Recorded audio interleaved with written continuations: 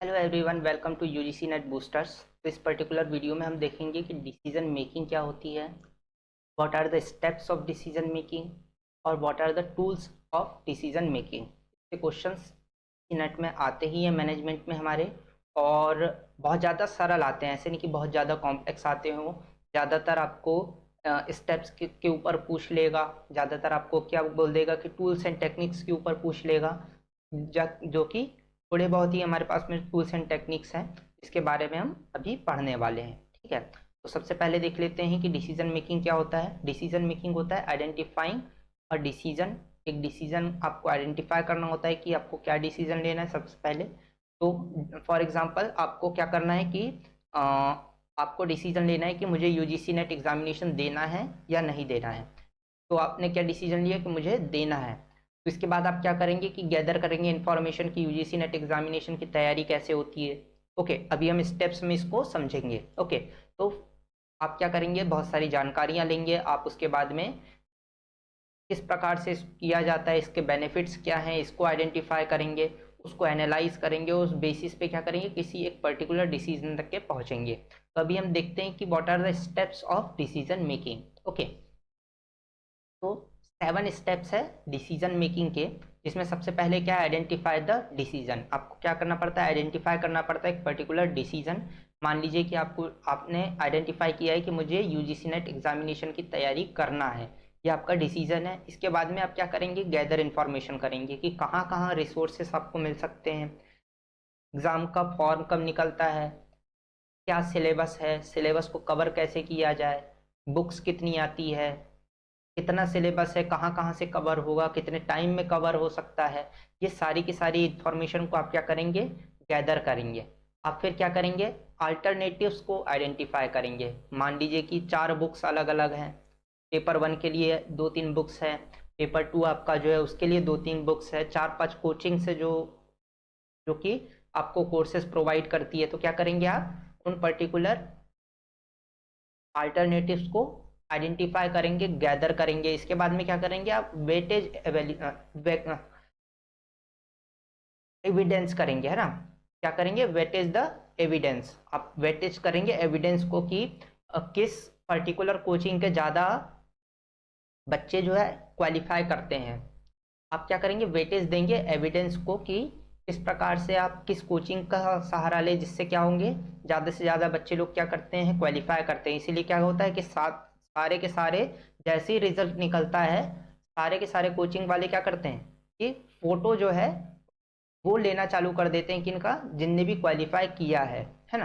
तो रिजल्ट बिकने वाला जो सिस्टम है वो इसीलिए होता है, क्योंकि हमको कुछ ना कुछ एविडेंस चाहिए होता है कि क्यों हम एक पर्टिकुलर कोचिंग का पैसा दें और वहाँ से आपका कोर्स को परचेस करें। ओके, इसके बाद में क्या होता है, चूज अमंग द अल्टरनेटिव्स। आपको बहुत सारे अल्टरनेटिव्स के बीच में एक पर्टिकुलर डिसीजन मेकिंग करनी पड़ती है, कोई एक अमंग एक अल्टरनेटिव को चूज करना होता है। उसके बाद में टेक एक्शन, आप क्या करते हैं, परचेस को क्लिक करते हैं और पढ़ाई करना स्टार्ट कर देते हैं। और फिर क्या करते हैं, रिव्यू द डिसीजन मेकिंग। उसके बाद में आप क्या करते हैं कि पछताना है या नहीं पछताना है, इसके बारे में डिसीजन लेते हैं। ओके, तो ये क्या है, आपके 7 स्टेप्स हैं डिसीजन मेकिंग के। ये आ चुका है और आते ही रहता है। ये जो टर्म्स हमने यूज किए हैं, इसको क्या किया जाता है, अल्टर किया जाता है अलग अलग तरीके से। इसी को क्या कर दिया जाएगा, डिस्क्राइब कर दिया जाएगा 7 अलग अलग लाइंस में, बड़ी बड़ी लाइंस में, और आपको दे दिया जाएगा कि इसको सही सीक्वेंस में जमा दीजिए, या वर्ड्स चेंज कर दिए जाएंगे और आपको क्या कहा जाएगा कि सही सीक्वेंस में जमा दीजिए। ओके, तो आगे फर्दर हम लोग इसके क्वेश्चंस भी सॉल्व करके देखेंगे। ओके, इसके बाद में जो डिसीजन मेकिंग के अलग अलग टूल्स एंड टेक्निक्स है, हम उसको देखते हैं। सबसे पहले क्या है, डिसीजन मैट्रिक्स। ये बहुत ज़्यादा बार पूछा जाने वाला क्वेश्चन है, और इससे आप अपने डिसीजन मेकिंग को बहुत ज़्यादा अच्छे तरीके से कर सकते हैं। ओके, डिसीजन मैट्रिक्स सिंपली क्या बोलता है कि बहुत सारे आपके पास में जब अल्टरनेटिव्स होते हैं, तो आपको क्या करना है कि उनकी क्राइटेरियाज को फिक्स करना है, उनको वेटेज देनी है, और उसके हिसाब से आपको क्या करना है, आपका डिसीजन मेकिंग करनी है। ओके, तो इसमें जो सामने आपको एग्जांपल दिख रहा है, इसमें क्या है कि बहुत सारे अलग अलग आपके पास में वेंडर्स है। मान लीजिए कि कोई पर्टिकुलर कंपनी को किसी प्रोडक्ट को परचेस करना है, रॉ मटेरियल परचेस करना है, तो क्या करेगी कि बहुत सारे वेंडर्स को साइड में रखेंगी। यहाँ पे क्या रखे हुए, 3 वेंडर्स रखे हुए हैं, वेंडर 1, वेंडर 2, वेंडर 3, और क्राइटेरियाज बांट दिए गए हैं कि कॉस्ट किसमें सबसे कॉस्ट किसकी ज़्यादा है, इसके बाद में रिस्पॉन्स टाइम किसका ज़्यादा है। आपने कॉल किया कि भैया मेरे को इतना प्रोडक्ट चाहिए, तो इनका रिस्पॉन्स टाइम कितना है ना। ट्रेनिंग टाइम कितना है कि पर्टिकुलर आपने रॉ मटेरियल खरीदा है या किसी पर्टिकुलर प्रोडक्ट को खरीदा है, तो वो कितना आपके वर्कर्स को टाइम देते हैं कि वो उसको ट्रेनिंग प्रोवाइड कर पाए कि इस पर्टिकुलर प्रोडक्ट के साथ में आपको किस प्रकार से कोऑर्डिनेट करना है। इसके बाद में क्या है, ईज ऑफ यूजिंग है, जो प्रोडक्ट आपने खरीदा है वो ईज ऑफ यूजिंग है या नहीं है। स्ट्रॉन्ग टीम और टीम एक्सपीरियंस। ओके, तो इसको क्या किया दिया गया है कि अलग अलग वेटेज दिया गया है, आप उसके साइड में देख सकते हैं ना। अलग अलग क्या दिया गया है, वेटेज दिया हुआ है यहाँ पर कि कॉस्ट का वेटेज कितना है 0.30। इसका जो टोटल होना चाहिए, जितने भी वेटेज दिए गए हैं उसका कितना टोटल होता है, 1 टोटल होता है। ओके, कि 100% आखिरी में होना चाहिए। तो आपने कॉस्ट को कितना वेटेज दे करके रखा हुआ है, 30 वेटेज दे करके रखा हुआ है। टाइम, ट्रेनिंग टाइम को दे करके रखा हुआ है 17% या 0.17 दिया हुआ है। तो वेटेज कितने होने चाहिए, आखिर में टोटल कितना होगा, टोटल होगा 1। ओके, और अलग अलग वेंडर्स को क्या दिया गया है, अलग अलग पॉइंट्स असाइन किए गए हैं। इसके बाद में हम क्या करेंगे, मान लीजिए कि आपको टोटल पॉइंट पता करना है वेंडर 1 का, तो क्या करेंगे, यहाँ पे 0.40 इंटू 4 करेंगे तो कितना हो जाएगा, 1.2 हो जाएगा। ऐसे ही हम इसको मल्टीप्लाई करके आखिर में क्या कर देंगे, टोटल कर देंगे। ओके, और यहाँ पर इनने टोटल वेटेज को बताया भी है। ओके, तो इस प्रकार से हम क्या कर सकते हैं, डिसीजन मेकिंग ले सकते हैं डिसीजन मैट्रिक्स के थ्रू। ओके, तो ये एक तरीका है डिसीजन मेकिंग का। इसके अलावा दूसरा टूल्स क्या है, डिसीजन ट्री। डिसीजन ट्री क्या होता है कि आपके क्या कोसिक्वेंसेस हो सकते हैं पर्टिकुलर डिसीजन मेकिंग के। फॉर एग्जांपल कि आपने डिसीजन लिया है यूजीसी नेट क्रैक करने के लिए, तो इसके क्या कॉन्सिक्वेंसेस होंगे, या तो आप यूजीसी नेट को क्रैक करेंगे या आप क्या कर सकते हैं, जेआरएफ क्रैक कर सकते हैं। यदि आपने जेआरएफ निकाल लिया तो आपके पास में 2 ऑप्शन है कि आप असिस्टेंट प्रोफेसर बन सकते हैं या पीएचडी परस्यू करने जा सकते हैं। ओके, तो इसी प्रकार से क्या हो सकता है, आप कॉन्सिक्वेंसेस देखते हैं कि पर्टिकुलर डिसीजन लेते यदि आप हैं तो उसके क्या क्या आउटकम्स हो सकते हैं। ओके, मतलब डिसीजन नोट यदि ये है तो सब ट्री क्या हो गए, 2 सब ट्री आपको देखने को मिल रहे हैं, डिसीजन नोड 1, डिसीजन नोड 2 में लेफ्ट नोड और राइट नोड। तो आगे क्या क्या हो सकता है उसको हम क्या करते हैं, आइडेंटिफाई करने का ट्राई करते हैं, और जिसमें हमको सबसे ज़्यादा फ्रूटफुल आउटकम्स मिलते हैं, जो फेवरेबल आउटकम मिलते हैं, उसके हिसाब से हम डिसीजन मेकिंग करते हैं। इसको हम क्या कहते हैं, डिसीजन ट्री कहते हैं, according to the outcome of the decision which we are going to take. इसके अलावा क्या है, the T chart technique. T chart technique में हम क्या करते हैं, प्रोज और कॉन्स को अलग अलग लिखते हैं कि पर्टिकुलर हमने डिसीजन यदि लिया हुआ है तो उसके क्या प्रोज हो सकते हैं, क्या कॉन्स हो सकते हैं, और उसको क्या किया जाता है, एलिमिनेट करके देखा जा सकता है। क्योंकि हर डिसीजन मेकिंग में कुछ ना कुछ प्रोज होंगे, कुछ ना कुछ कॉन्स होंगे। तो क्या जो कॉन्स आ रहे हैं, क्या हम उसको एलिमिनेट कर सकते हैं या उसको रिड्यूस कर सकते हैं, या उसके साथ में हम कुछ डील कर सकते हैं, कॉम्प्रोमाइज़ कर सकते हैं। हम उसको क्या करते हैं, चार्ट के फॉर्म में बनाते हैं कि कितने प्रोज होंगे, कितने कॉन्स होंगे, और उसके बेसिस पे हम क्या करते हैं, डिसीजन मेकिंग लेते हैं। इसके अलावा हमारे पास में है स्पॉट, जो हम हमेशा से पढ़ते आ रहे हैं, कौन कौन सा, strengths, weakness, opportunity and threats.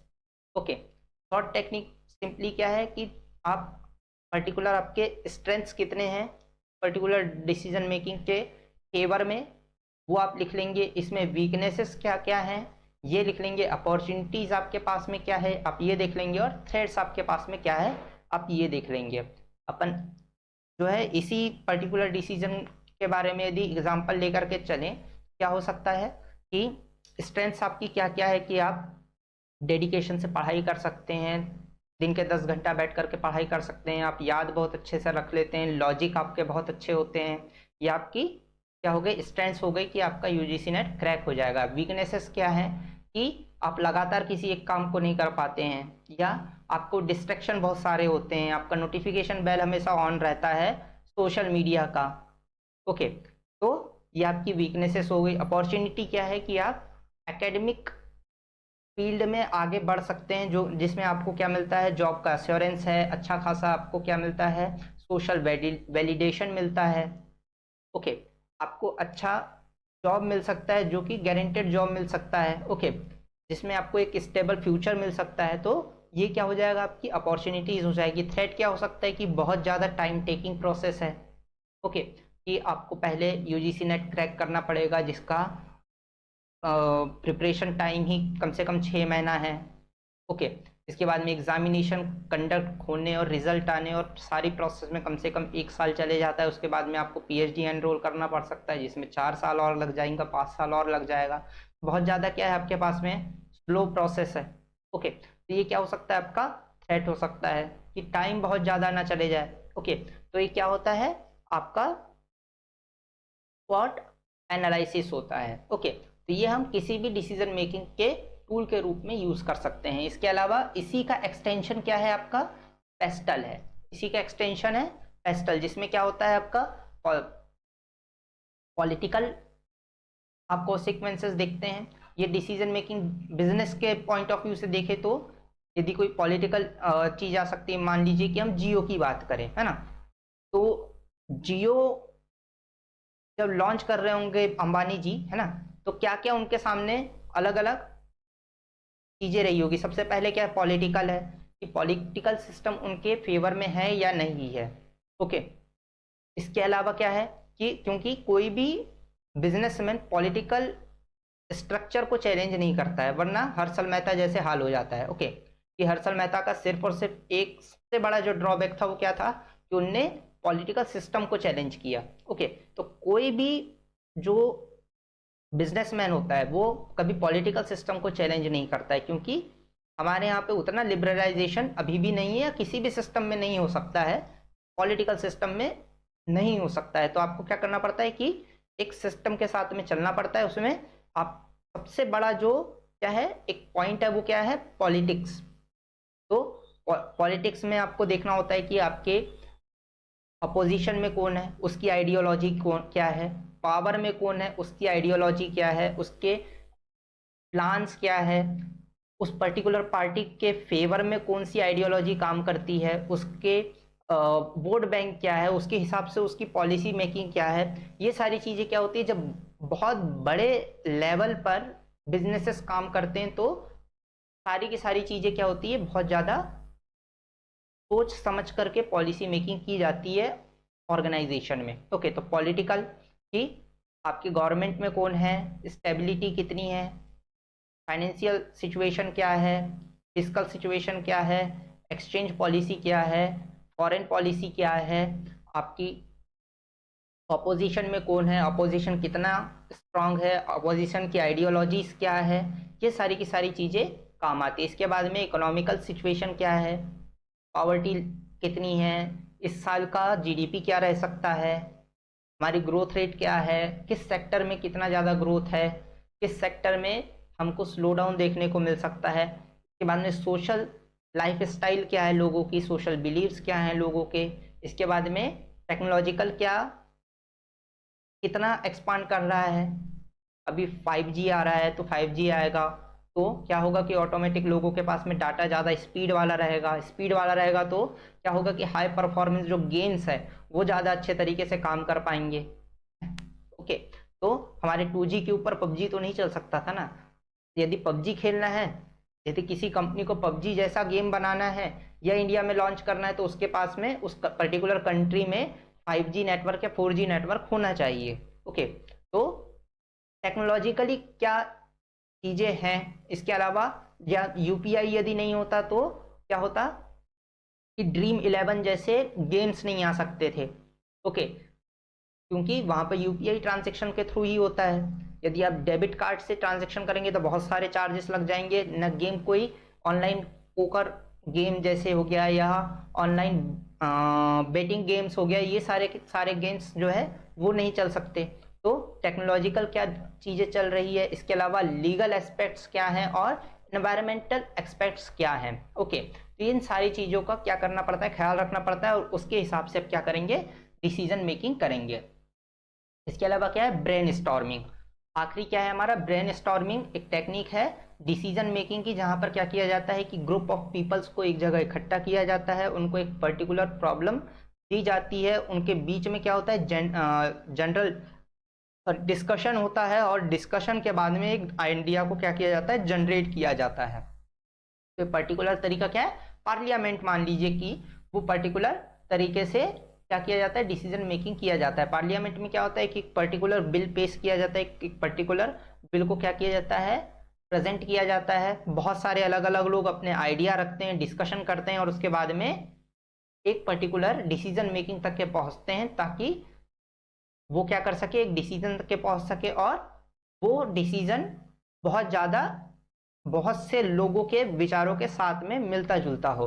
Okay, तो सभी का पॉइंट ऑफ व्यूज भी उसमें आ जाए और डिसीजन मेकिंग भी हो पाए। तो इस पर्टिकुलर सिस्टम से क्या किया जाता है, डिसीजन मेकिंग की जाती है। तो ये क्या हो गया, ब्रेन स्टॉर्मिंग का एक टेक्निक हो गई। तो हमने बहुत सारे अलग अलग टेक्निक्स देखे, डिसीजन मेकिंग देखी और डिसीजन मेकिंग के स्टेप्स देखे। पर्टिकुलर वीडियो यदि आपको अच्छी लगी हो तो आप शेयर कर सकते हैं, सब्सक्राइब कर सकते हैं, ना लगी हुई तो कोई बात नहीं, है ना। ये पर्टिकुलर पीडीएफ आपको हमारे एप्लीकेशन में मिल जाएगी और एप्लीकेशन की लिंक जो है वो डिस्क्रिप्शन में डली हुई है।